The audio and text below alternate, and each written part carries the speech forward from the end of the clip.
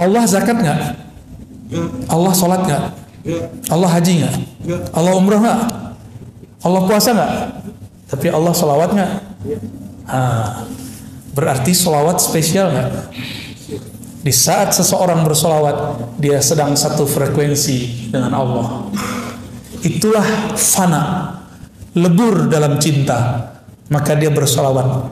Solawat itu artinya, ya Allah, sampaikan cinta kami kepada Nabi Muhammad. Kalau terjemahannya, ya Allah turunkan rahmat ke Nabi Muhammad. Emang Rasulullah masih butuh digituin? Enggak. Ini saya kasih artinya Pak ya. Apa arti solawat?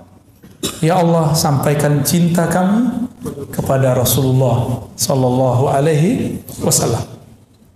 Baru tuh ada rasa tuh ketika bersolawat.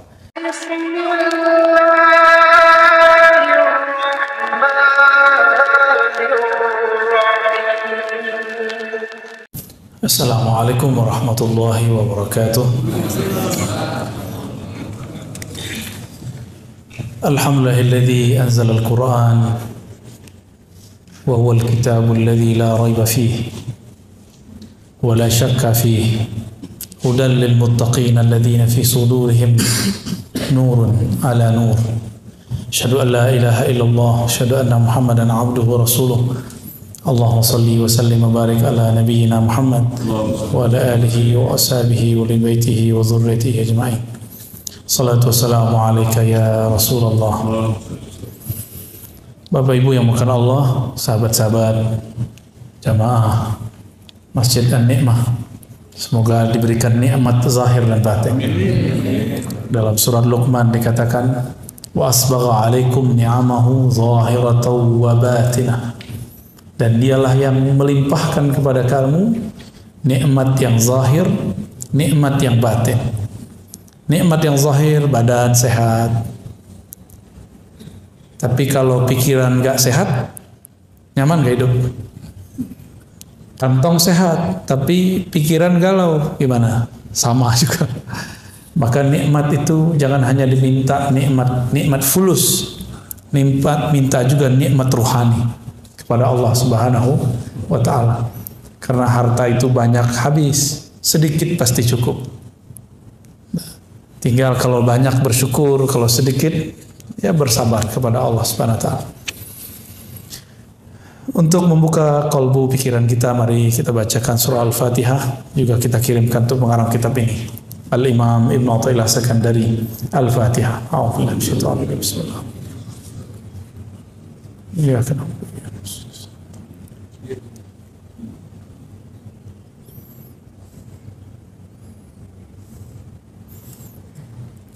Qala Ibn Athaillah, la yushakkikannaka fil wa'di adamu wuqu'il maw'ud. Janganlah engkau ragu, janganlah engkau menjadi ragu jika apa yang dia janjikan belum diberikan. Saya sering menyampaikan bahwa Nabi bersabda, kullu da'watin mustajabah, semua doa pasti dijawab. Tapi kapan diberikan? Itu janji Allah, suka-suka Allah. Jangan pernah memperlakukan Allah seperti budak.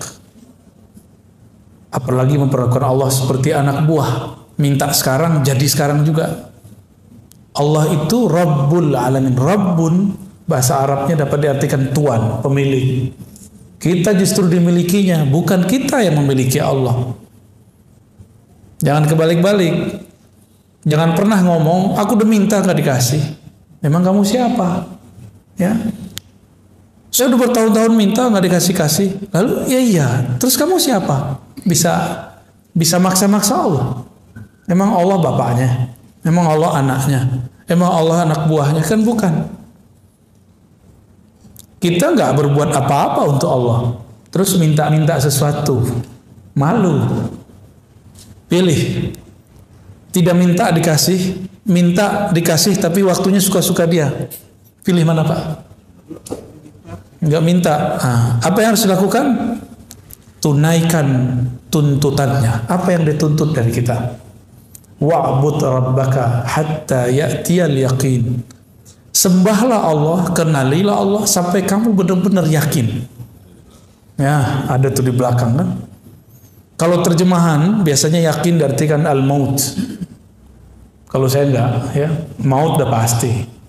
Kalau al-maut, kenapa enggak ditulis saja di situ wa'budu rabbaka hatta al-maut? Maka terjemahan kita lain. Al-yakin, yakin. Yakin itu al-i'tiqad al-jazim. Keyakinan yang mantap kepada Allah Subhanahu wa ta'ala. Wa'bud dapat diartikan wa'rif. Kenalilah Allah sampai kamu yakin. Dan yakin itu banyak tingkatannya. Kita sudah tahu ilmu yakin, ainul yakin, hakul. Nah, yang dimaksud di situ di atas hakul yakin itu namanya yakin. Nggak ada lagi tambah-tambahan ilmu yakin, ainul. Nggak ada tambahan itu lagi. Hakul di atas itu semua. Itu namanya al-yakin. Alif lam. Keyakinan yang sempurna. Al-yakin bahasa Arabnya dapat kita artikan kamu percaya tanpa syarat. Percaya tanpa syarat. Bisa nggak? Jadi kalau versi saya, Pak, kan yakin biasanya kita artinya 3 ya. Ilmu yakin, ainul yakin. Ilmu itu teori. Karena yang nyampein orang terpercaya, maka kita percaya. Kalau ainul yakin, kita melihat sendiri buktinya, tapi belum merasakan. Kalau hakul yakin, kita merasakan. Kalau al yakin, rasa tidak rasa, kita yakin tanpa syarat. Bisa nggak? Kayaknya susah ya. Kalau nggak rezekinya lancar, nggak baca waqiah ya. Jadi kalau seandainya rezeki nggak nambah karena duha, nggak mau duha lagi. Bener? Kayaknya begitu sih ya.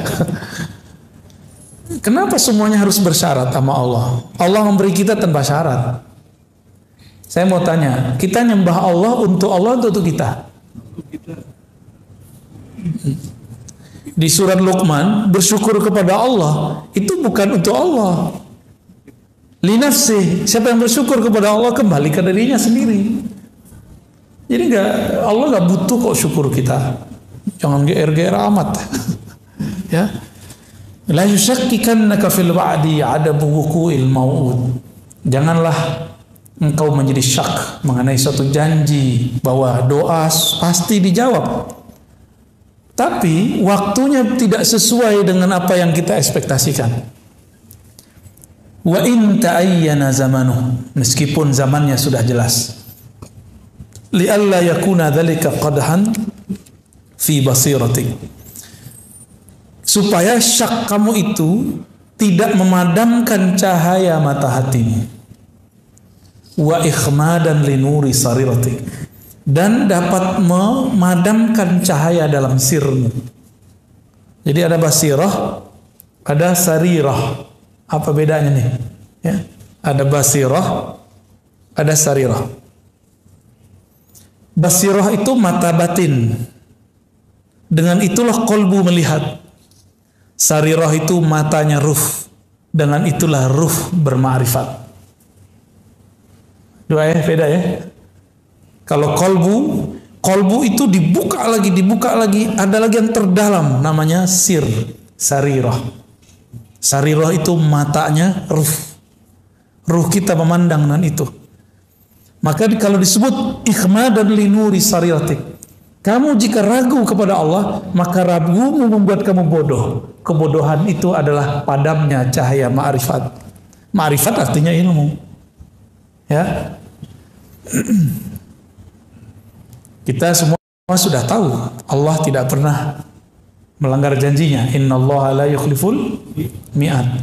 Tapi giliran diuji sebentar saja, kita doa belum dikasih, mulai ragu.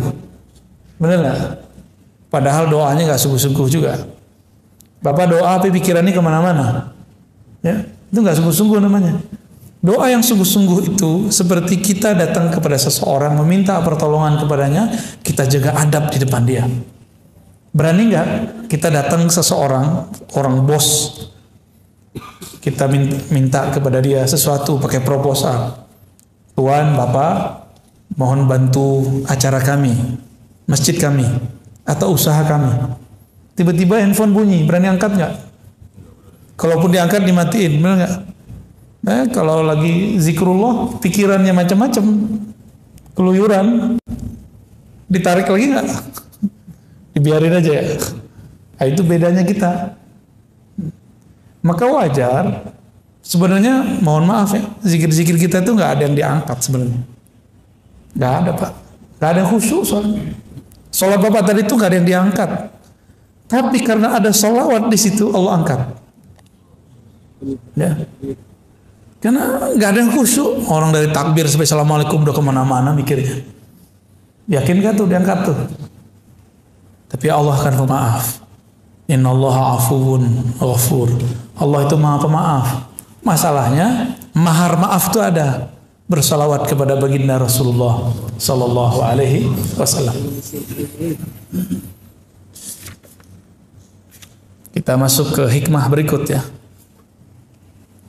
Dari kesimpulan sebelum masuk, jadi ciri-ciri orang yang basirahnya hidup, dia tidak syak meskipun doanya belum dijawab.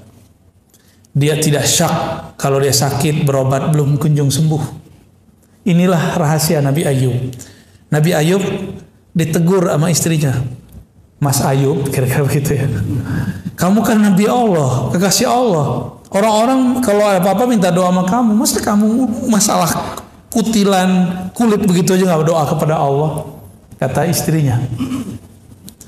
Nabi Ayub bisa sabar dengan semua kata-kata orang di luar, tapi beliau langsung tersinggung. Bukan tersinggung terhadap dirinya, tapi tersinggung istrinya kenapa tidak bisa sabar. Ya, kok istrinya mulai meragukan? Kamu kan Nabi, masa Nabi? Nah, gitu, masa Nabi? Akhirnya Nabi Ayub mengatakan, pergilah kamu. Jika kamu tidak tahan bersamaku, pergilah. Tapi jika kita ketemu lagi nanti aku akan pukul kamu. Tapi itu istri paling baik. Wajar ya. Di zaman dulu nggak boleh istri ngeluh. Ngeluh dikit boleh cerai. Betapa pemaafnya Allah sekarang di masa syariat Nabi Muhammad. Istri ngomel-ngomelin kita gitu, maafin aja kan. Mohon maaf Bu ya. Di zaman Nabi Ibrahim punya mantu. Sesekali dia kunjungi, anaknya lagi keluar rumah. Kata Nabi Ibrahim, ternyata mantunya lupa ini mertua dia, karena jarang datang. Karena nikahnya waktu itu tidak ada Nabi Ibrahim. Nabi Ibrahim tidak hadir saat Nabi Ismail nikah. Dites sedikit doang. Gimana Neng nikah sama Mail? Kira-kira begitu Pak kalau bahasa sininya ya. Apa jawaban? Payah. Bang Mail payah. Makan susah. Minta beli ini beli itu nggak dikasih. Oke, oh gitu. Cuma pertanyaan begitu, jawabannya 3 jam. Apa kata Nabi Ibrahim? Nanti sampaikan ke suamimu. Aku ini orang penting baginya. Kalau suamimu pulang, sampaikan ganti pasak pintu ya. Pergi Nabi Ibrahim. Gak lama pulang Nabi Ismail. Nabi Ismail itu tahu ayahnya baru datang karena penciumannya tajam. Itu bukan penciuman hidung, Pak. Penciuman batin. Nabi Ismail langsung nanya. Tadi ada orang datang ya? Nah, langsung nanya. Iya Mas, iya Bang. Lupa dia. Terus apa pesannya? Ya langsung nanya. Jadi Nabi Ismail punya firasat nih. Apa pesannya? Karena dilihat gak masuk, cuma di luar aja. Berarti ada sesuatu nih. Kalau babe gue gak masuk ke rumah bahaya nih. Kira-kira begitu. Kata orang tadi, orang aki-aki tua tadi, udah jelek, rewel lagi katanya. Punya pesan lagi. Pesannya apa? Ganti pasak pintumu. Oh gitu. Ya sudah, besok aku antar kau pulang. Maksudnya apa Bang? Kamu pasti membeberkan aibku, kelemahan suamimu. Tuh hati-hati tuh ngomong di status, di Facebook tentang perihal-perihal kelemahan rumah tangga. Memang gak ada lagi tempat cerita. Sampai harus berbicara, harus nyatet status. Ya, coba hidup di zaman Nabi Ismail, di syariat Nabi Ibrahim boleh dicerahin. Ya, malah disuruh. Tuh kalau dihitung sekarang banyak gak perempuan yang pantas dicerain? Ya, tunggu dulu Bang. Cowok-cowok juga pantas digugat cerai. Bapak Ibu yang bukan Allah, syariat zaman dulu itu betul-betul ketat. Di zaman nabi-nabi terdahulu tidak boleh ngambil harta rampasan perang. Nggak boleh. Di zaman nabi boleh. Di zaman nabi terdahulu zakat itu wajib 10%. Di zaman Nabi Muhammad ada pilihan-pilihannya, 2,5%, 5%. Ya, ada. Makanya sampai sekarang agama tersebut yang masih ngikut katanya agama nabi-nabi terdahulu masih 1/10. Wah, gede banget tuh Pak 1/10 itu. Makanya di negara-negara Eropa yang maju, gereja-gereja sepi. Karena pajaknya sudah mahal, asuransinya mahal, ditambah kalau masuk gereja 10. Gereja sono Pak, kalau di sini saya nggak tahu. Kalau di kita ada juga LDIU lebih parah lagi. Bisa di atas 10 dia. Ya. Jadi kita hidup di Indonesia BPJS cuma 100.000, 150.000 udah ya. Udah ngomel tiap harinya. Coba Bapak kalau dipakai kayak Eropa, pajak 40%. Berani nggak hidup di Eropa begitu? Makanya wajar sekolah di sana gratis. Tol nggak bayar. Tapi parkir bayar Pak. Parkir sono langganan. Jadi kita ini karena nggak pernah keluar, selalu ngomong, wah negara ini negara zolim. Kita nggak mau perbandingan. Kalau nggak suka kritik aja, nggak usah bilang-bilang zolim. Emang situ ngerti luar negeri, ya. Kalau nggak ngerti-ngerti amat, kita mending uskut, kul khairan, atau usmut, liasmut, atau diam. Itu lebih baik, ya. Apalagi kan anak muda Pak sekarang belum kemana-mana. Aduh, saya gergetan dengerin orang-orang begitu. Ya. Kita nggak seneng aja, tapi jangan berlebihan gitu. Idza fataha laka wijhatan min at-ta'arruf fala tubali ma'aha qalla 'amaluk. Kamu jangan kegeeran, kira-kira begitu maksudnya. Jika Allah bukakan suatu bab ma'rifatullah, tapi amalmu masih sedikit, jangan geer, biasa aja gitu. Fala tubali ma'aha in qalla 'amaluk. Jangan ngerasa sesuatu, biasa aja, ya. Fa innahu ma fataha lak illa wa huwa yuridu an yata'arraf ilaik. Allah kalau membukakan pintu ma'rifat. Pintu ma'rifat itu pengenalan, rasa, cinta. Pernah gak sesekali lagi gak niat ngapa-ngapain, pas sholat ternyata bergetar? Sesekali, pasti pernah. Itu di saat Bapak Ibu lagi lupa untuk khusyuk, dikasihlah Allah khusyuk. Hilang nafsu mau khusyuk, diberilah khusyuk. Jadi kapan kita diberi khusyuk? Obsesi khusyuknya hilang. Karena kalau kita punya obsesi, obsesi itu menjadi Tuhan. Allah itu ingin disembah wahdahu la syarikalah. Bukan pengen hamba itu merasa khusyuk terus nyembah dia. Karena merasa tenang terus nyembah dia. Berarti kita nyembah tenang bukan nyembah dia. Bisa bedain? Ya, ini dua hal yang berbeda. Kalau nyembah Allah, mau tenang nggak tenang, itu urusan lain. Mau khusyuk nggak khusyuk, sembah saja dia. Kan Allah nggak suruh. Allah mengatakan coba wa'bud rabbaka, sembah sajalah Rabbmu. Hatta ya'tiyakal khusyuk, nggak ada dalilnya. Yang ada cuma hatta ya'tiyakal yakin. Sampai yakin itu tumbuh dalam dirimu tanpa syarat. Nggak ada lagi istilah ilmu yakin, ainul yakin, hakul yakin. Yang ada hanya al yakin, keyakinan tanpa syarat.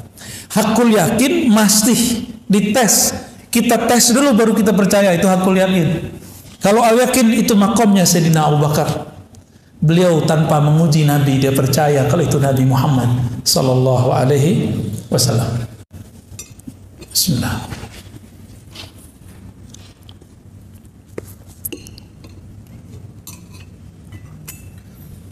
Kalau Allah membukakan rasa, zikir terasa ringan. Biasanya nggak bisa tahajud jadi bisa tahajud. Biasanya nggak senang pengajian jadi senang pengajian. Itu namanya Allah ingin memberi kita ma'rifat. Biasanya males mau datang kajian, sekarang nggak males. Berarti sudah ada gerak ma'rifat dalam kalbu. Nah, jangan GR, jangan rasa sok suci juga. Allah kalau memberikan rasa itu kepadamu, berarti Allah sedang ingin berkenalan denganmu. Itu maksudnya. Kita kita tiba-tiba zikir pagi sore kayaknya rajin. Pernah ngalamin itu nggak? Baca Quran biasanya setahun sekali, ini sebulan sekali, atau sebulan berapa kali? Ada yang bisa 3 kali, berarti 10 hari khatam. Terus bilang, wah keren juga gue ya. Pertama kali saya menghafal Quran, Pak, hanya seminggu. Untuk pemula bisa hafal 1 juz. Saya hitung-hitung untuk kertas, tebel juga ya. Takjub itu. Wow, berarti otakku luar biasa, berapa lembar nih? Saya hitung-hitung, habis itu 3 bulan gak nambah 2 juz. 1 halamannya susah. Tobat lagi, astagfirullah, kayaknya ada nggak bener nih ya. Setelah kita tobat lagi, baru bisa jalan lagi tuh, hafalnya cepat lagi. Tuh awal-awal ngapalin Quran dulu tuh. Jadi ternyata ada juga godaan, padahal ini teks suci, belum tentu cara menghafalnya caranya suci. Maka teman-teman penggiat hafalan, nggak usahlah buat hafalan sebulan 40 hari, lebay. Ikutinlah sahabat Nabi. Sahabat Nabi itu ngafalin dikit-dikit, khamsan, 5 baris. Mau Bapak Ibu? Ya, 5 baris. Ustaz buru-buru 5 baris. 1 baris lumayan. Ada tips yang masih kerja. Jangan buang-buang waktu. Berangkat dengerin surat An-Naba, tapi diulang-ulang 1 surat aja. Jadi flash disknya isinya 1 surat aja. Jangan tamak mau banyak-banyak ayatnya. Kecuali emang mau mendengarkan banyak ayat. Makruh loh Pak, kita nyetel Quran terus kita ngobrol. Mending nyetel nasyid, nyetel salawat. Jadi kalau nyetel Quran, kita diem. Itu adabnya ya. Jangan sok soleh. Biar kelihatan soleh teman. Setel MP3, tartil. Tapi ngobrol ya salah. Itu nggak adab. Kenapa? Wa idza quri'al Qur'an fastami'u lahu wa ansitu. Surah Al-A'raf jelas tuh ayatnya. Jika dibacakan Quran, maka hendaklah kamu mendengarkan lalu diam. Itu adabnya ya. Maka saya termasuk tidak sepakat. Mohon maaf nih masjid ini gimana nih? Sebelum sholat terus nyetel Quran kenceng-kenceng, saya termasuk nggak sepakat walaupun tidak melarang. Lebih baik sholawat, tarhim. Kalau tarhim orang nggak dengar nggak dosa Pak. Tarhim kan cuma sholawat. Salatu wassalamu alaik gitu ya. Gitu ya. Assalatu wassalamu alaik ya. Begitulah saya suaranya udah sumbang Pak. Itu ajib, mending itu didengarkan. Itu dari Mesir Pak, bukan dari Makassar itu bukan. Mungkin Bapak punya kenangan waktu ke timur, ke Makassar, semua masjid begitu. Benar ya? Semua masjid. Dan itu indah sekali dalam memori kita. Jadi saya punya memori indah kalau pas ke timur sana. Lombok sama. Ya semua itu sama itu. Sebelum subuh, sebelum sholat lah ada 5 menit. Ya, saya pernah ke Buton, tempat teman saya ada pesantren Abdul Wahid ya. Ada di situ Dr. Falah. Ya, beberapa menit itu mereka tarhim karena itu santrinya yang baca. Kalau di sini suaranya sumbang-sumbang bajangan. Dan indahnya bukan main. Karena itu salawat. 1 salawat ada 10 rahmat. Oh Nabi tidak pernah lakukan. Nabi nggak lakukan. Tapi Nabi nyuruh salawatnya. Al-Imam Ibnu Al-Arabi Al-Maliki, muridnya Imam Ghazali, bukan Ibnu Arabi yang satu lagi ya. Jadi Ibnu Al-Arabi, pengarang kitab Aridatul Ahwazi, Syarah Sunan Tirmizi. Beliau mengatakan dalam beberapa karyanya, dianjurkan ya, sebelum sholat itu ada yang mengingatkan, baik dengan sholawat kah atau apapun. Beliau menganjurkan. Bahkan kalau beliau boleh pakai Quran. Cuma kalau kita sebaiknya bukan Quran tapi sholawatan ya. Alam ta'lam anna ta'arrufa huwa muriduhu alaik. Tahukah kamu bahwasannya ma'rifat itu keinginan kamu tadi untuk bangun lebih awal, pergi sholat berjamaah, apalagi berzikir pagi sore yang teratur, ikut pengajian walaupun jaraknya jauh. Jangan takjub dengan diri sendiri, tapi tahukah kamu bahwa makrifat itu dialah yang memberikannya kepadamu. Wal a'mal, sedangkan amalan, a'anta muhdiha ilaih, apakah kamu yang memberikan hadiah kepadanya? Ini kalau versi orang awam nih. Gimana? Kalau kita ibadah, kita yang mempersembahkan hadiah kepada Allah, benar nggak? Tapi kalau orang kenal Allah, apa kata mereka? Ya Rob, aku bisa sholat karena Engkau yang membuat aku bisa sholat. Saya sering nanya jamaah, nih sama nggak jawabannya di sini? Bapak Ibu bisa bangun tahajud, itu yang bangunin siapa? Alarm? Yakin? Alarm, pasangan, atau Allah? Dalam surah Az-Zumar dikatakan, Allah lah yatawaffal anfusa, yang mewafatkan jiwa-jiwa. Di antara jiwa itu ada yang Allah yumsik, Allah tarik, mati namanya. Ada yang Allah yursil, Allah lepas kembali, maka dia bangun dari tidurnya. Oleh karena itu, tidur itu saudaranya mati. Karena selangkah lagi mati, Pak. Kalau nggak dibalikin, mati sudah. Gitu. Doa kita apa bangun tidur? Segala puji bagi Engkau ya Allah, ahyana, yang kembali menghidupkan kami. Bener ya? Berarti hidup, kita dihidup nih. Tertidur itu mau mati namanya. Pengen mati enak atau mati susah? Mati enak. Jangan nonton ya sebelum tidur. Terus gimana sebelum tidur?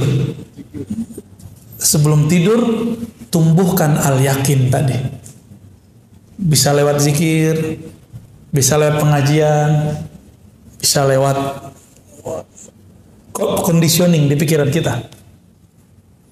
Coba malam ini tidur, semua dendam kita buang, bisa nggak? Bisa nggak Pak? Utang sih bayar, dendam jangan. Bisa nggak? Malam ini kita tidur pegang dada, ya Allah, di hatiku ada noda-noda dendam. Izinkan aku tidur, noda itu tiada, telah Engkau angkat ya Allah. Ada benci, semoga terangkat. Ada putus asa karena masa lalu gelap, tolong ya Allah, kegelapan putus asa itu Engkau angkat. Semua kita punya masa lalu yang saya nggak tahu, masa lalu bapak ibunya apa ya. Saya punya masa lalu, bapak punya masa lalu. Jangan sampai masa lalu itu membuat kita tidak move on. Ya. Harus move on, harus maju terus. Ada beberapa kawan sahabat saya ajak, ayo ngaji. Aduh, saya ini kotor, Ustaz, nggak pantas duduk di masjid. Lah, emang kamu doang yang kotor. Saya juga kotor. Sama-sama kotor kita semua. Setiap hari kita nggak mau kotoran itu datang ke dalam kolbu. Jadi nggak usah putus asa. Itu kan setan yang menghambat dia. Nah, bapak ibu yang punya masa lalu yang gelap sekarang bisa maju. Berarti dia dapat hadiah ma'rifat dari Allah Subhanahu wa Ta'ala. Aina ma tuhdihi ilaihi mimma huwa muridu alaih. Mana persembahanmu kepada Allah? Jika yang kamu anggap itu persembahan, sholat kamu anggap hadiah kepada Allah, terus kamu bisa sholat karena siapa? Kalau Allah nggak bangunin, bisa tahajud nggak? Bisa tahajud nggak? Berarti kita tahajud itu hadiah dari Allah atau kita ngasih hadiah kepada Allah? Gimana kira-kira? Mulai malam ini bisa nggak ganti persepsi? Tahajud itu tanda terima kasih. Itu yang dimaksud Nabi waktu Aisyah bertanya.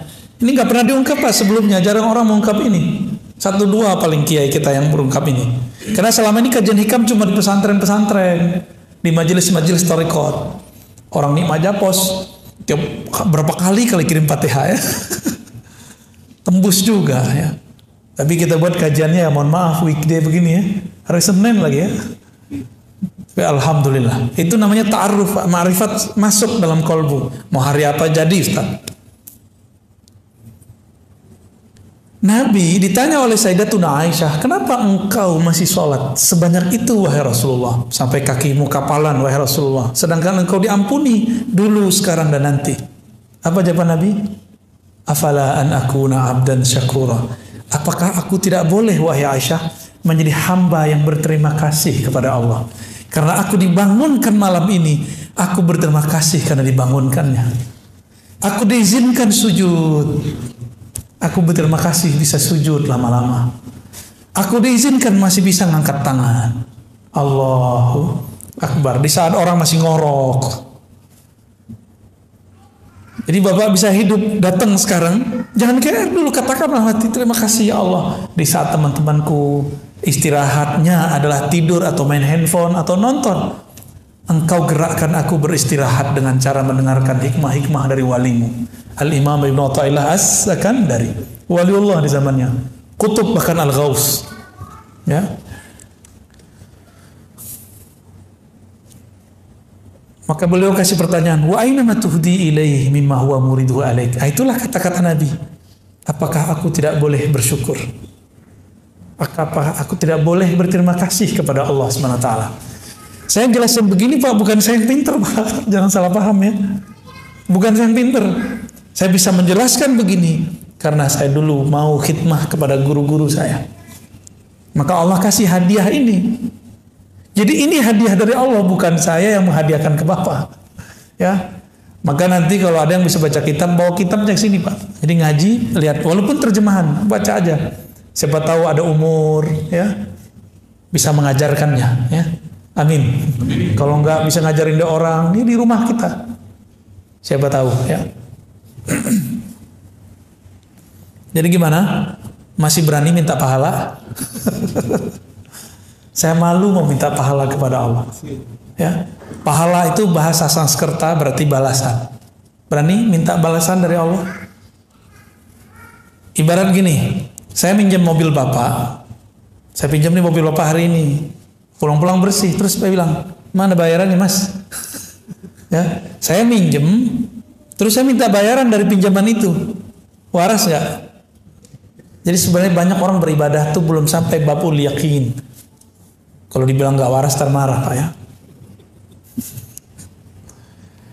Masa dengan cuma sholat 5 waktu, sholat tahajud yang berkabut itu, sholat duha yang kusut itu, terus kita berani meminta sesuatu balasan dari Allah Subhanahu Wa Taala. Itu orang nggak tahu posisi dia. Ya kalau bahasa kasarnya nggak tahu diri lah. Seperti dia belum sampai kepada kesadaran ma'rifat. Sholatnya baru sholat nafsu. Belum sholatnya seorang yang bermakrifat. Dia nafsu mau dapat sesuatu, dia sholat. Mengoboga sholatnya memperlancar dia dapat sesuatu. Itu nggak baik ya.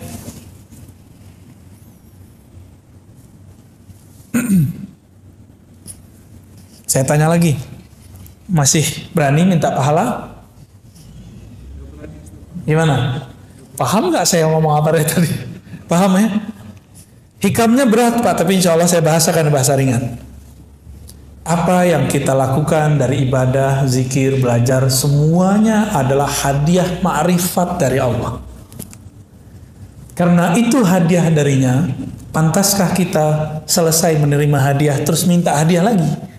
Gitu, hadiah pahala. Saya rasa nggak pantas. Maka saya mengimbau diri saya sendiri dan kita semua yang hadir, cukup meminta pahalanya.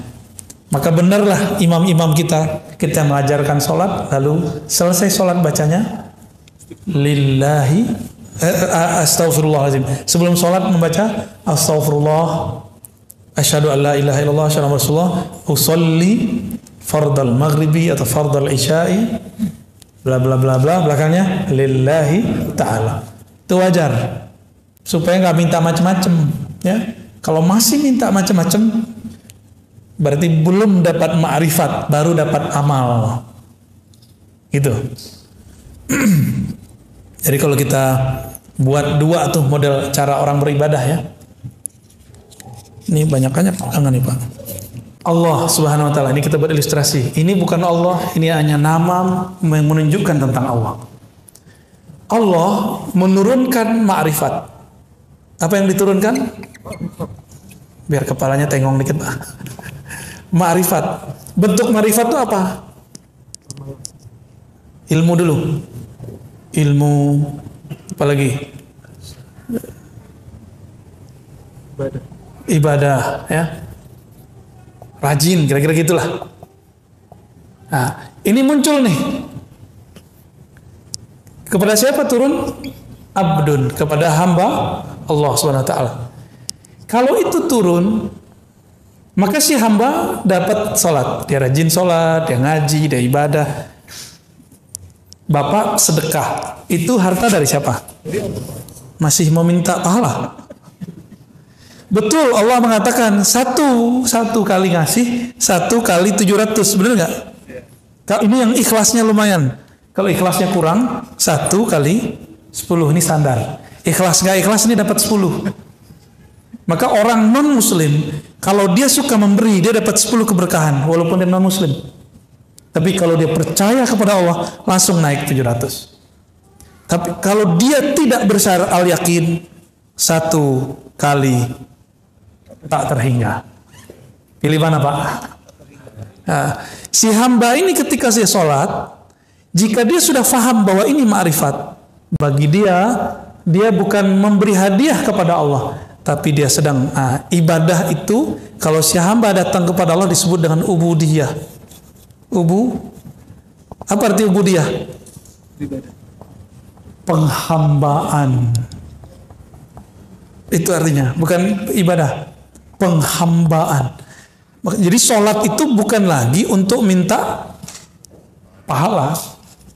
Maka saya berharap jamaah kita malam ini mulai dewasa rohaninya. Jadi kedewasaan rohani ditandai dengan sholat tidak minta sesuatu lagi kepada Allah. Siap malam ini? Nggak minta khusyuk, nggak minta tenang, nggak minta pahala, nggak minta surga. Yang diminta cuma Allah, pemilik surga dan neraka. Itu. Allah mengatakan, aqimis salata li dzikri. Surat Taha ayat 14. Salatlah kamu untuk sekedar mengingatku. Bukan supaya tenang. Ingat saja aku, nanti pasti tenang. Karena kalau orang dia mencari ketenangan, dia nggak pernah tenang. Emang tenang itu apa? Tenang itu di saat dia lupa mencari ketenangan. Kapan dia lupa mencari ketenangan? Di saat dia lupa apa yang harus ditenangkan. Yang harus ditenangkan? Pikiran, hati. Lupakan itu, baru masuk ke zikrullah. Maka zikir itu ada tingkatannya 3. Tingkatan zikir Pak. Pertama, zikir menyebut. Ya, ini tingkatan zikir nih. Kalau kita buat tingkatan zikir, zikrullah ya.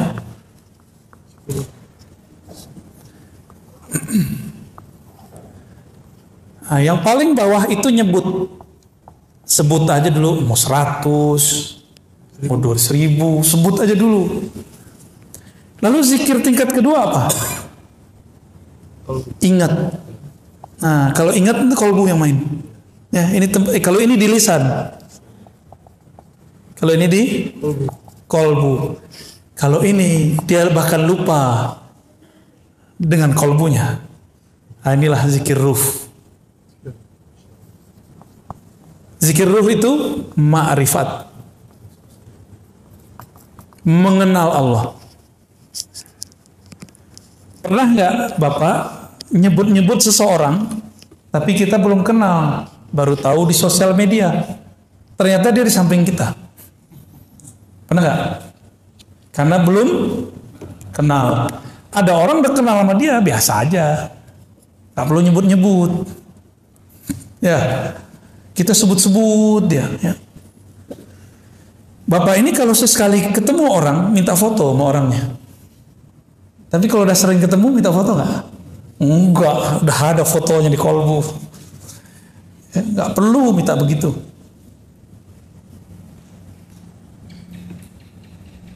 Nah itulah modelnya ya. Menyebut, mengingat, bermakrifat, mengenal. Makrifat artinya mengenal. Kalau sudah mengenal, Allah jauh nggak dari kita? Allah dekat atau jauh? Allah sangat dekat. Karena dia sangat dekat. Dia nggak perlu disebut-sebut. Dia nggak perlu diingat-ingat. Cukup dia dikenal, didekati, diajak ngobrol. Kalau udah kenal, ngobrol nggak? Tapi kalau belum kenal, berani nggak ngajak ngobrol? Sungkan kita, diem-diem aja kita sama dia. Maka zikir tertinggi adalah zikir mengenal.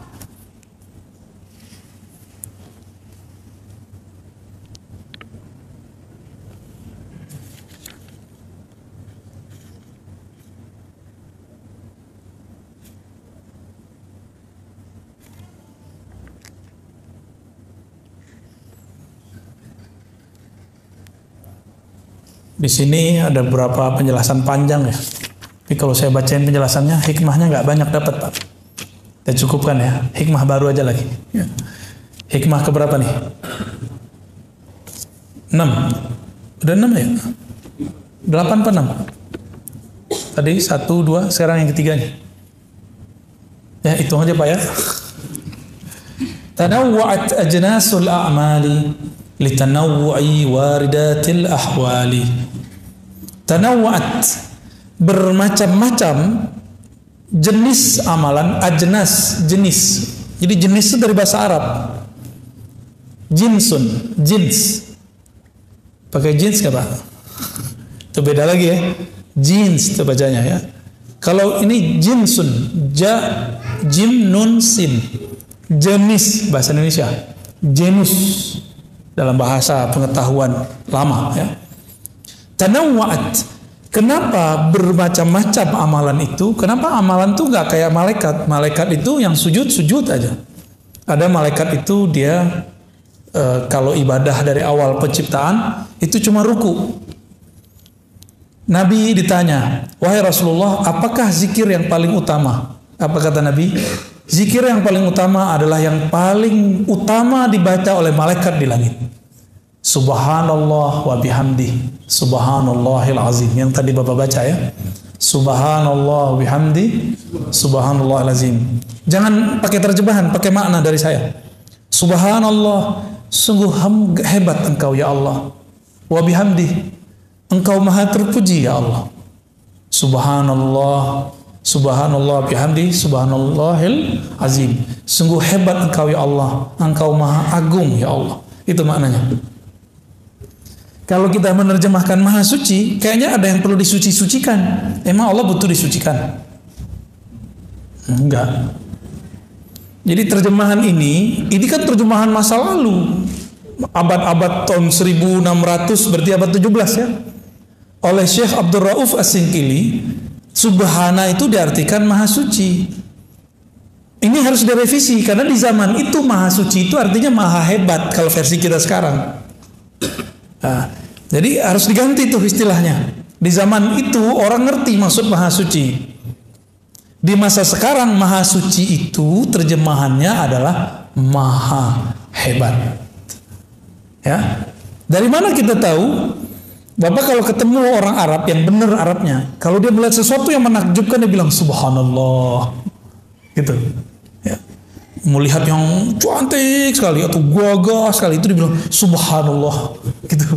Ya, saking dia merasa hebat banget ini. Kok ada orang secakap ini gitu?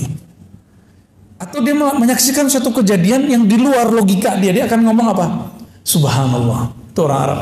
Lain dengan masya Allah, beda lagi. Mungkin nggak dalam semalam orang pindah kota tanpa pakai pesawat, tanpa pakai bus, tanpa pakai alat dari Jakarta ke Surabaya dalam waktu cuma sedetik. Mungkin. Mungkin. Tapi kalau terjadi kita bilang apa? Subhanallah, ajaib, ajib gitu ya. Ajib itu bahasa Arab, tapi ala Betawi Pak. Ya, bahasa Arab, tapi rasa Betawi. Ajib. Orang Arab juga bingung, padahal ajib itu dalam bahasa Arab itu artinya aneh loh gitu. Di bahasa kita, ajib menjadi luar biasa. Maka subhanallah itu artinya sungguh hebat. Saya menganjurkan Bapak Ibu kalau nonton itu yang ditonton penemuan ahli-ahli ilmuwan kita mengenai darah, hebatnya jantung, dahsyatnya otak, satu molekul di tubuh. Aduh, kalau kita lihat itu tubuh kita langsung bertasbih lagi Pak. Baik. Amalan itu banyak jenisnya karena pemberian Allah juga beragam bentuknya. Itu hikmah malam ini. Kenapa ada zikir subhanallah, ada zikir Allahu Akbar, ada zikir la ilaha illallah? Karena rahasia yang Allah mau beri juga beragam. Allah kaya atau miskin? Kaya. Karena dia kaya, maka dia ingin memberikan kita macam-macam hadiah. Bapak punya teman nggak orang yang tajir? Tajir baik hati, sering ngasih hadiah nggak? Kalau nggak pelit hati, medit. Apabila ada orang kaya, dia suka ngasih hadiah sama kita karena dia senang. Pasti hadiahnya macam-macam. Kadang ini, kadang itu, kadang ini, dan kadang-kadang surprise. Allah lebih kaya daripada yang kita bayangkan. Dia ingin kita menerima itu. Tapi Allah Subhanahu wa taala ingin kita siap menerimanya. Allah nggak butuh tasbih, kita nggak butuh. Allah nggak butuh sholat, kita nggak. Yang Allah mau dari kita adalah engkau siap-siaplah menerimanya. Itu. Kita mau kasih motor ke anak kecil umur 10 tahun. Tanda sayang atau bunuh? Ya, konyol atau hebat? Konyol itu. Allah itu ingin memberi sesuatu, hambanya itu siap gitu. Mereka anak muda nih, ya, yang suka main sosial media, nggak usah haus popularitas. Nggak kuat nanti kalau populer. Ya. Orang yang menghambakan popularitas tersiksa. Kalau satu orang dislike tuh tersiksa. Ya, ada orang ngeritik dikit, sakit hati. Kalau hamba syuhrah, abdus syuhrah, hamba popularitas. Karena sekarang anak-anak cita-citanya kalau ditanya, Dek, Bang, mau jadi apa? YouTuber. Aduh, Masya Allah. Saya kaget-kaget tuh anak-anak ditanya begitu sekarang. Dia nggak tahu resikonya.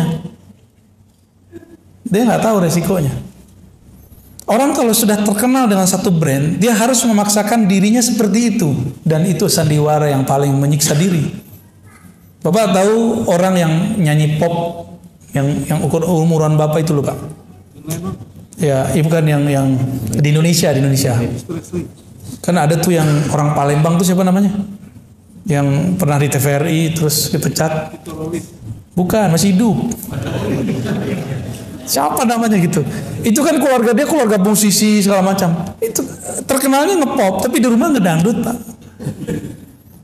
Tapi kalau dia main dangdut di luar, itu merusak brandingnya. Itulah popularitas. Saya dulu pernah diundang oleh seorang motivator bersama teman-teman saya. Kebetulan waktu itu kita ngurusin lembaga dakwah. Si motivator ini ingin mengajari ustadz. Nah, bayangin coba. Hebat tuh ya. Hebat bener ya. Ingin mengajarin ustadz nge-brand dirinya. Nah, kita tuh harus nge-brand diri ya. Oh, kita dengerin aja dia main. Nge-brand oke, bagus. Akhirnya ada yang nge-brand diri pakai warna baju. Ya kan? Ada kan ustadz dengan baju tertentu? Ya boleh-boleh aja sih Pak. Dulu ada rame tuh Pandawa 5 tuh ada kan? Yang nggak ada tuh Ustadz Petruk tuh nggak ada tuh. Macam-macam. Jadi mereka membuat branding. Itu pengaruh beberapa motivator ini. Saya tahu beberapa motivator ini menggurui ustadz yang sebenarnya ustadz itu adalah seorang guru. Nggak sopan bener ya. Mungkin niatnya bener baik supaya ustadz ini punya kualitas hidup yang setara dengan para motivator. Nggak, ustadz itu jalan hidupnya beda. Ya. Terus terakhir dia bilang apa? Ustadz itu kalau ceramah harus memperhatikan sound. Terus apa lagi?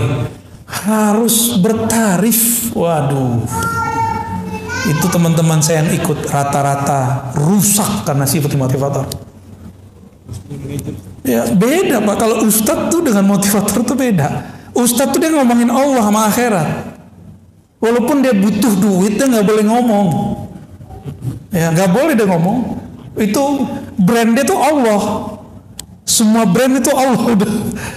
Jadi nggak usah sih ustadz tuh kemudian harus di brand dengan warna baju, di brand dengan biar terjaga brandnya. Kalau datang harus mobilnya bagus. Nggak mesti. Kalau ada rezeki ya beli mobil. Kalau enggak ya apa adanya aja. Ustadz tuh harus pakai baju tertentu, apa serban tertentu. Ya salam, itu nyiksa diri. Apakah dengan miring sedikit begini ilmunya berkurang Pak? Gak ada urusan. Kepala ini dimiringin dikit, emang berubah? Gak berubah ilmunya. Kalau emang ilmu ada di dalam akan berubah. Saya datang ke sini pakai sarung, pakai gamis. Bapak kan udah kenal, Bapak biasa aja, ya kan? Karena saya juga biasa, Bapak biasa juga kan? Saya datang sebagai orang biasa, nggak pakai tarif-tarifan. Bapak santai kan? Kalau nggak Bapak deg-degan juga Pak. Itu udah bayar nih, udah panjer nih. Deg-degan juga. Maka di Quran di surat Yasin itu jelas kalam Allah. Ittabi'u man la yas'alukum ajra. Ikutilah orang yang tidak minta tarif. Mereka lah orang-orang yang dapat hidayah. Kalau bahasa Imam Malik, wa ma lillahi baqiyah. Satu karir, karya, kinerja, dakwah karena Allah pasti kekal. Kita ini gak ada yang sempurna Pak. Tapi kalau kita nempel kepada Allah, sempurna jadinya. Semua kita punya dosa, tapi kita nempel kepada ampunan Allah, kita diampuni oleh Allah. Sholat kita gak ada yang bagus, tapi kalau kita nempel kepada ridha Allah, Allah akan baguskan sholat itu. Ya. Ketika seseorang baca Alhamdulillah, maka akan ada satu kondisi di kalbunya kalau dia berkoneksi dengan Allah. Pahami dulu makna Alhamdulillah. Alhamdulillah artinya thanks God. Ya, syukran ya Allah. Terima kasih ya Allah. Semua pujian itu milikmu ya Allah. Allah itu dipuji sebagai tanda terima kasih. Maka ditulislah segala puji. Kalau di abang sebelah kan puji Tuhan ya. Ya, akhirnya sama-sama garing. Ini baca Arab, ini baca terjemahan. Sama gak sama garing. Menurut saya cukup kita katakan terima kasih ya Allah. Itu lebih dahsyat. Ya, syukran ya Rabb. Itulah rasa syukur. Syukur ya Allah gitu artinya. Kalau baca Allahu Akbar, apa yang dirasakan? Ya Allah, Engkau besar, kami kecil. Kalau kita bawa pikiran banyak mau sholat, cukup baca takbir. Bapak manai takbirnya. Itu semua pikiran kita langsung mengecil. Yang besar hanyalah Allah Subhanahu wa ta'ala. Kita punya banyak masalah sebelum sholat. Setiap hari ada masalah nggak? Ya, bener. Setiap hari ada masalah ya. Bener. Ada yang nggak punya masalah tiap hari? Pasti punya masalah. Masalah Bapak Ibu nih banyak nih, nggak usah curhat ke siapa-siapa.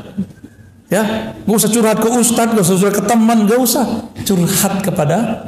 Cukup katakan Allahu Akbar, ya Allah masalahku banyak, tapi Engkau ampunan rahmatnya, bantuannya lebih banyak, jalan keluarnya lebih banyak. Itu selesai cepat itu Pak. Selesai cepat itu. Jadi kita ini mentok karena kita jalan lewat jalan buntu. Coba mundur dulu, kan nggak mau mundur. Mundur, cari yang baru. Maka zikir itu membuat orang mau mundur dari kesalahannya supaya maju mencari yang benar. Itu yang disebut taubat. Ya. Jadi pribadi taubat itu bukan pribadi yang sering baca astagfirullah. Itu namanya bacaan istighfar. Ya. Taubat itu pribadi yang tidak menyalahkan siapa-siapa, tapi dia menyalahkan dirinya.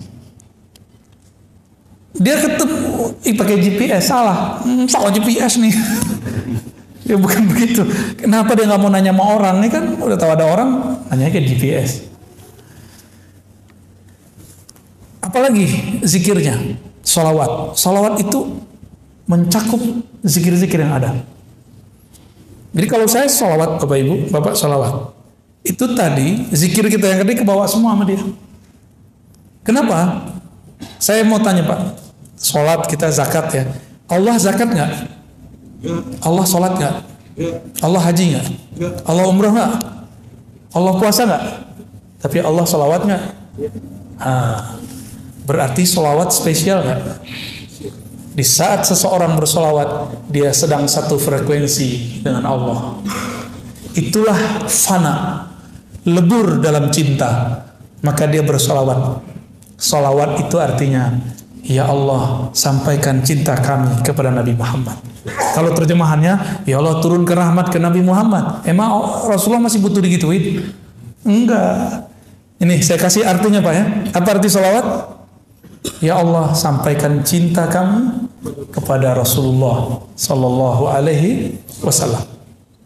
Baru tuh ada rasa tuh ketika bersolawat. Jangan nerjemah lagi sholat, tapi maknai sholat itu. Itu aja bedanya kalau kita belajar hikam dengan belajar terjemah. Saya yakin kalau orang sini belajar terjemah 2 kali pertemuan kabur.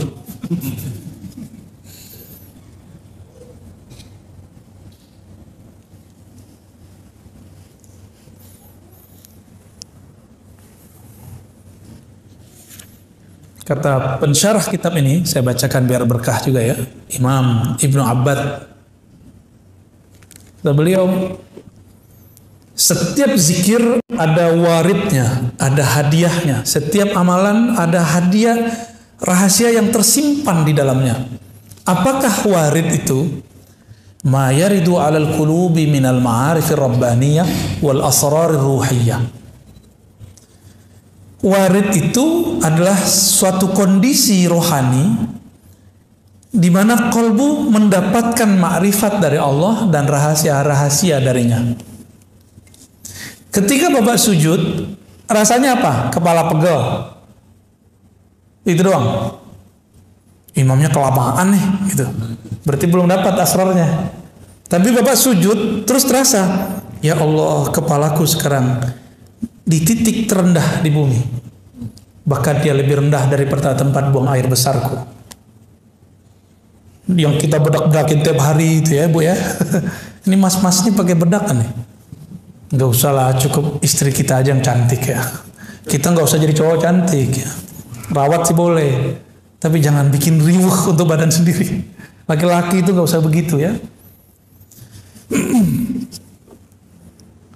Apabila kolbu kedatangan rasa, masuk rasa itu, rasa, ya Allah, kepalaku lebih rendah. Aku taruh serendah-rendahnya, bahkan lebih rendah dari tumitku. Itu Bapak kecanduan sujud dan Pak. Enak sujud begitu. Terasa tuh nikmat sujud. Tapi temukan sendiri rasa itu ya.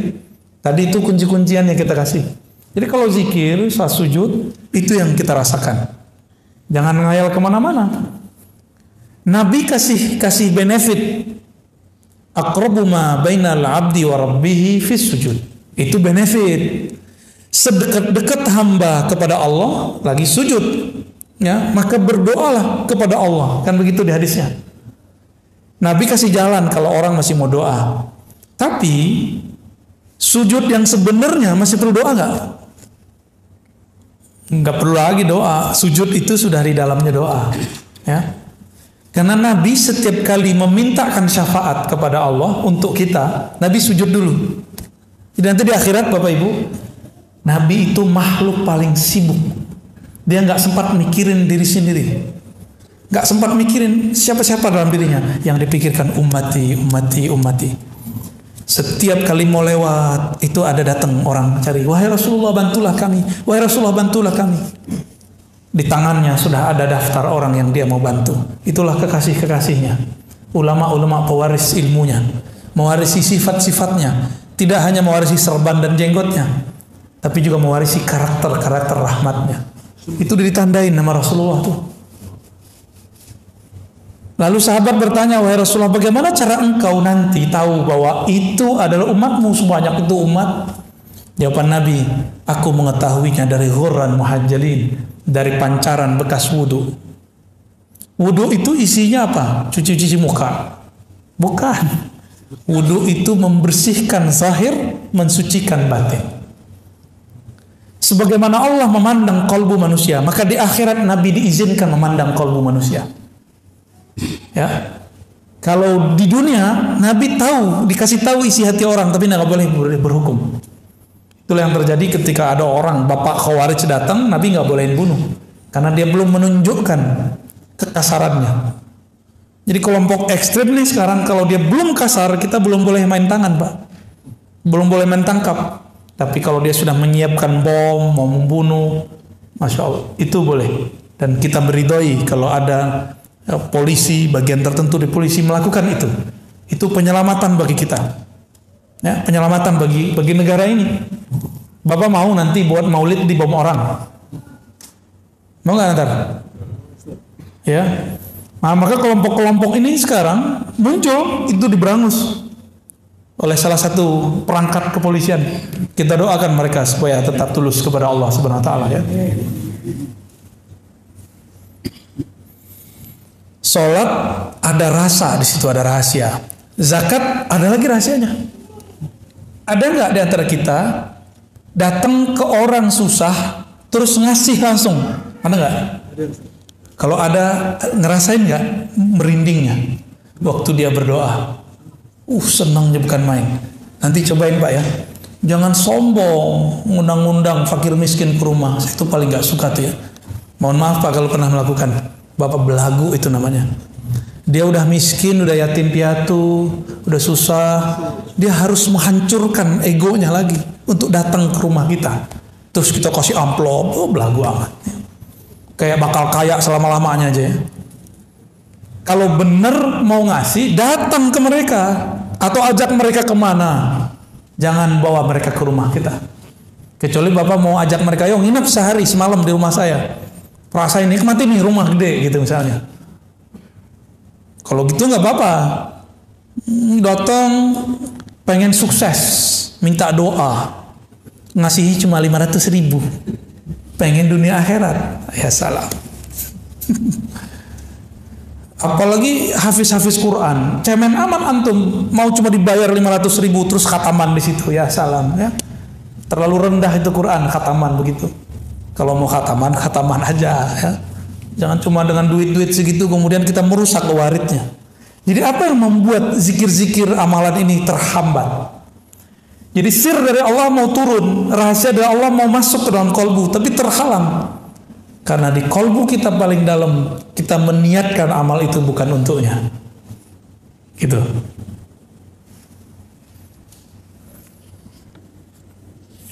Jadi kalau Bapak Ibu ntar wiridan, udah ya, ijazah yang lama tuh simpen aja.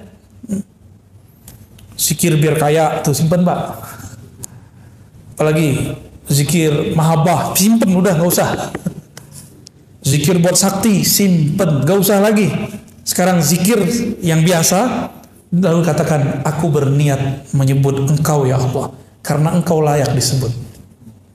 Aku memujimu ya Allah karena Engkau layak dipuji. Aku menyembahmu ya Allah karena Engkau layak disembah, bukan karena aku pengen jadi kaya.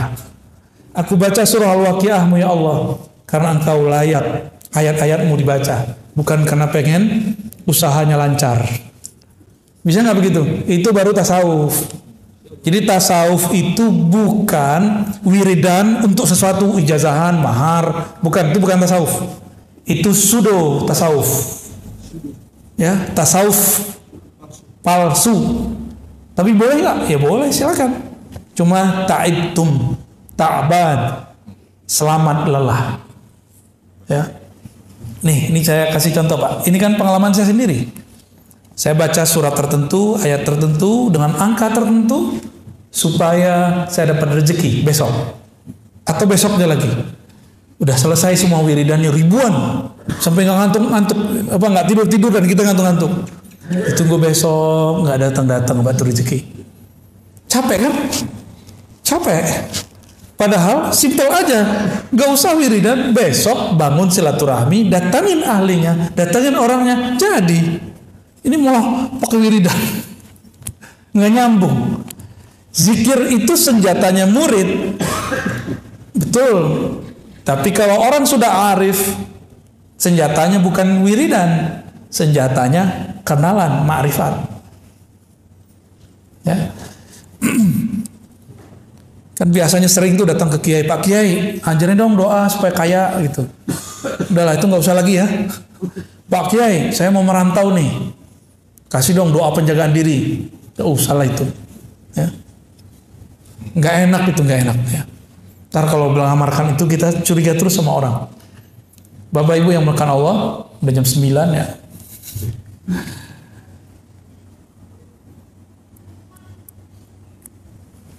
Ketika warid itu datang, kadang-kadang berefek.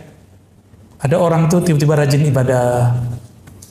Ada ketika datang sir itu, dia nangis. Ada yang ketika datang rasa itu, dia rindu. Nah, dan itu kita praktekin Pak. Di sini nggak ada yang ikut talqin zikir kemarin ya. Kita ketika talqin zikir waktu di Ciputat, didik doang ngajinya. Nah, yang talqin di Ciputat, di dekat UIN. Pas syahadat ada yang merasakan sesuatu, tapi tidak merasakannya waktu baca Fatihah. Ada yang waktu Fatihah merasakan sesuatu tapi tidak merasakannya saat istighfar. Ada yang menangis-nangis dalam istighfar tapi kebingungan ketika baca Qul huwallahu ahad. Ada yang tersentuh baca kulhu tapi dia bingung pada sholawat. Tapi rata-rata Pak, di bab sholawat semuanya hanyut. Mau kolbu keras, kolbu lembut, semuanya hanyut karena merindukan Rasulullah SAW. Karena dalam sholawat itu ada unsiyah, keintiman kolbu dengan kekasih, yaitu Rasulullah SAW. Nah, semoga rasa itu muncul di kita. Nah, ada yang dia tenggelam, rasanya hanyut dalam sholawat. Kita ajak zikir, dia bingung karena dia masih asik dalam sholawat. Jadi itu beda-beda orang, beda-beda ahwal, beda-beda warid yang datang. Jadi saya sendiri menyaksikan dan merasakan bahwa itu nyata. Beda amal, beda bacaan, beda gerakan, beda aktivitas, beda rahasia yang diturunkan dengan oleh Allah Subhanahu wa Ta'ala. Maka rahasia dalam sholat beda dengan zakat, beda dengan puasa, beda dengan haji, beda dengan umrah. Semoga yang hadir malam ini tidak lagi ibadah minta pahala. Amin. Semoga yang hadir malam ini tidak lagi beribadah pamrih. Amin. Bukan lagi karena pengen dapat surga, bukan lagi karena dijauhkan dari neraka, bukan lagi karena pengen dapat ketenangan dan kekhusyuan. Semoga yang hadir malam ini beribadah karena Allah layak disembah, karena Allah pantas dipuja-puji. Itulah ibadah yang mutlak. Orang inilah yang disebut oleh Allah abdi, hambaku. Kalau yang mencari ketenangan disebut hamba sakinah. Yang mencari khusyuk, abdul khusyuk. Yang cari popularitas, abdul syuhur. Yang nggak mau terkenal, abdul butun. Allah bukan yang begitu. Ya, kunu ibadallah. Jadilah hamba Allah yang mutlak.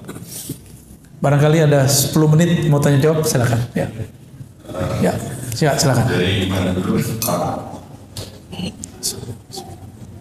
kasih waktu 10 menit saja. Dan satu pertanyaan saja dibatasi dengan waktu.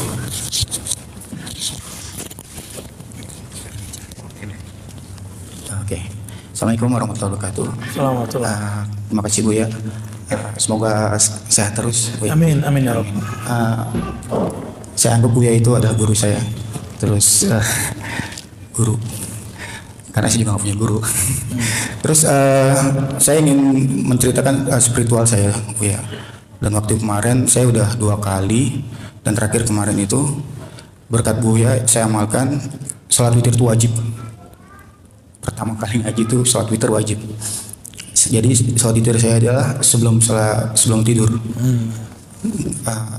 Dari dulu, kalau dulu saya mulai setelah sholat tahajud. Nah, cuma kenapa pada saat itu 2 sekali dan sekali kemarin beberapa hari yang lalu itu seperti saya itu sampai kaki gemeteran. Terus benar-benar kayak orang ketakutan. Apakah itu setan? Ya kan? Oke, baik. Satu lagi boleh Bu ya? Oke. Izin Bu ya. Kalau kita sholat pejamkan mata, itu seakan-akan kita sujud atau ruku, tapi kayak ada sesuatu lagi yang ruku ngikut kita. Oke. Nah, itu saya nggak tahu. Terima kasih. Assalamualaikum warahmatullahi wabarakatuh. Assalamualaikum warahmatullahi wabarakatuh. Yang pertama, pas mau witir merasakan sesuatu ya. Pas lagi sholat witir ya. Itu namanya warid. Warid. Cuma karena kolbunya belum siap takut. Ya.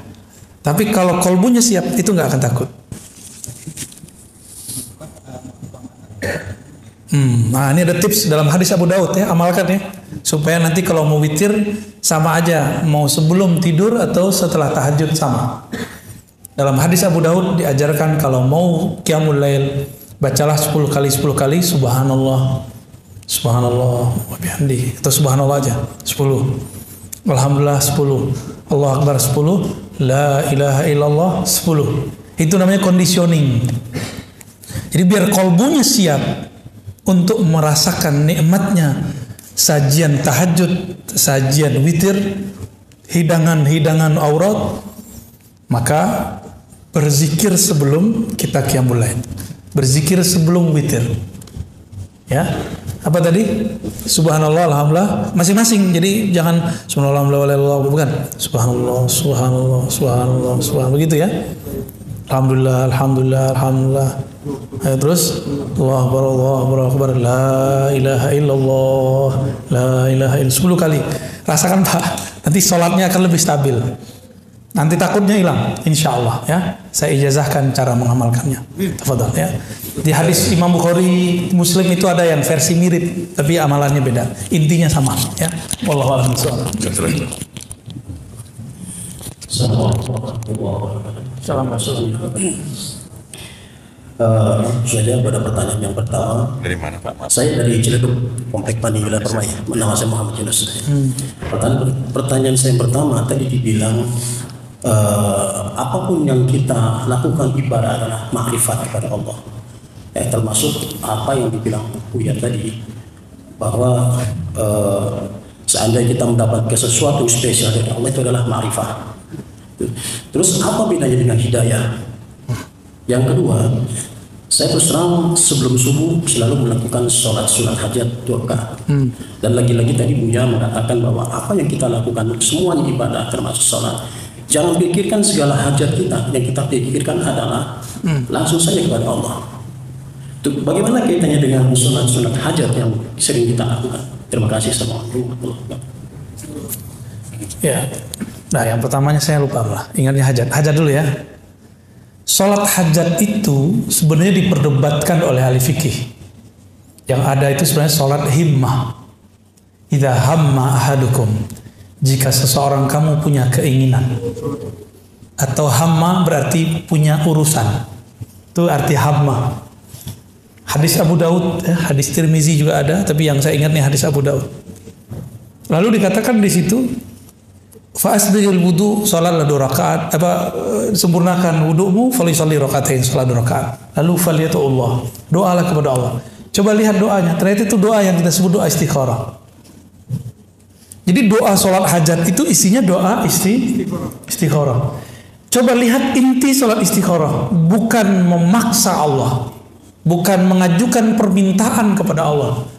Tapi sholat istikharah, sholat hajat itu adalah menyerahkan hajat kita kepada Allah, menyamakan kemauan kita dengan kemauan Allah. Apa kata kita? Ya Allah, jika dia baik bagiku, maka jadikanlah dia milikku, dekatkan dia kepadaku, dan takdirkan dia menjadi ya begitu. Itu nggak hanya pasangan loh Pak ya, kerja, urusan, proyek, sama semua. Artinya apa? Kita tidak maksa Allah, tapi kita bertanya, ya Allah, ini baik atau bukan? Jika baik, jadikan, mudahkan. Jika tidak, maka jauhkan. Berarti masih ada kita nggak di situ? Nggak ada. Maka sholat hajat itu bukanlah kita memaksa Allah atau ngasih tahu Allah dengan hajat kita. Tapi sholat hajat itu konfirmasi. Ya Allah, ini hajatku baik apa enggak? Gitu ya. Baru dengar antum ya. Selama ini kita kata kiai, kata ustadz, kalau ada hajat sholat 2 rakaat, minta kepada Allah. Ya itu benar. Tapi ada yang lebih benar, ini dia nih. Isi dari sholat hajat istikharah adalah mengkonfirmasi kepada Allah hajat kita baik atau tidak. Kalau untuk kabul gampang bagi Allah, tapi baik buruk itu yang mau kita mintai kepada Allah Subhanahu Wa Taala. Dan itu berat loh Pak, kalau kita senang sama seseorang nih, terus kita bilang, jika dia baik, wah itu senang tuh. Maka mudahkan ya Allah, takdirkan ya Allah, senang. Bapak udah coba belum? Orangnya kita cintai, terus kita bilang jika dia tidak baik bagiku ya Allah, maka ini susah tuh ngomongnya tuh. Bener gak? Tuh. Itu ilmu Pak, sebenarnya itu makrifat sebenarnya. Tapi kok nggak ada yang menjelaskan selama ini? Ketemu di hikam. Kata Ibnu Athaillah Sekandari rahmatullah alaihi wa qaddasallahu sirrah. Ciri-ciri doamu langsung dikabul, itlaqul lisan, lisanmu ringan untuk mengatakannya. Itu ciri-ciri kalau itu diterima di sana. Bahkan Ibnu Athaillah nggak ngomong begini, padahal dia mau ngomong begitu Pak. Sebenarnya doa kamu itu Allah juga yang bisikin. Allah bisikan kepada kamu, tapi kamu harus menjadi hambanya. Gimana caranya? Memintalah kepadanya, tapi nolkan dirimu. Tiada kehendakmu kecuali kehendaknya, tiada keinginanmu kecuali keinginannya, tiada cintamu kecuali cintanya. Baru bener tuh cinta kepada Allah. Kalau enggak gombal. Barangkali itu ya. Yang pertama tadi apa? Ma'rifat sama hidayah. Hidayah itu baru awal dari nur. Kalau ma'rifat itu puncaknya nur. Berarti hidayah itu puncaknya apa? Ma'rifat. Jadi orang-orang yang dapat ma'rifat, dialah yang bisa bagi-bagi hidayah. Maka di Quran itu dibagi dua. Kadang Nabi disebut innaka la tahdi man ahbabta. Kamu tidak dapat memberi hidayah siapa yang kamu mau. Itu ma'rifat maksudnya. Ya. Tapi di ayat yang lain justru dikatakan engkaulah yang memberi mereka petunjuk. Man dalla ala khairin kafa'ilih. Siapa yang menunjukkan suatu kebaikan, suatu petunjuk kepada orang, maka dia sama dengan melakukannya. Jadi ada hukum hakikat, ada hukum syariat di situ. Ya, hakikatnya hidayah itu ma'rifat awalnya, tapi syariatnya bukan. Syariatnya dia sebuah ilmu, sebuah pengetahuan, sebuah teori, sebuah sentuhan, kira-kira begitu. Wallahu a'lam bishawab. Ya. Cukup ya? Nanti ada pertanyaan lagi di Ampun. Ya. Baik Bapak Ibu yang melakukan Allah. Nah, maka lain kali kalau mau pakai kertas lebih cepat ya. Nanti kita jawab sependeknya. Bapak Ibu yang melakukan Allah, sahabat-sahabat, teman-teman semuanya, saya yang mengajar ini bukanlah orang yang suci, bukan orang yang sempurna. Saya manusia biasa. Kebetulan, kebenaran dapat hadiah ma'rifat dari Allah. Inilah yang kita bagi-bagi sebagian ya. Semoga hadiah-hadiah ini diridhoinya. Amin ya rabbal alamin. Nasallallahu al-afwa wal afiyah lana wa li walidina wa li masyayikhina wa li sairil muslimin wa ahli ahlina wa li dzurriyyatina wa li auladina wa lil muridin wal hadirin wal hadirat. Semoga yang hadir baik laki perempuan, anak-anak kita, saudara kita diampuni oleh Allah, dapat berkah dari Allah, dapat ridha berkah pengajian ini. Amin ya rabbal alamin. Wassallallahu ala sayyidina Muhammad walhamdulillahi rabbil alamin. Assalamualaikum warahmatullahi wabarakatuh.